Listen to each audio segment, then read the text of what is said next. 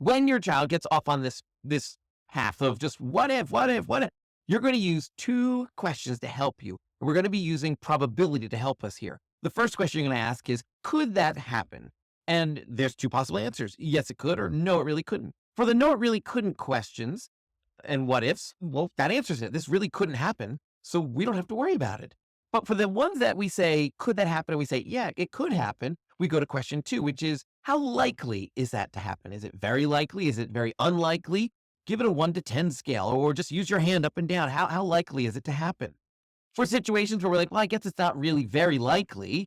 Well, we don't really need to worry about them that much because they're not very likely to happen. For situations that are more likely to happen, that now becomes something we want to talk about.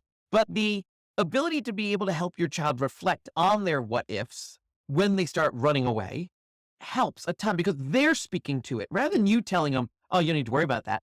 They're coming to the recognition that they don't need to worry about it because they either realize it couldn't really happen or it's not likely to really happen. And by the way, planting this idea of a what if monster ahead of time really does help. So if you've got a kid who does all this, but what if, just have a casual conversation with them at some point saying, I notice that sometimes when we are going to go do something, sometimes you worry about those things. And that's okay. I'm here to help you with your worries.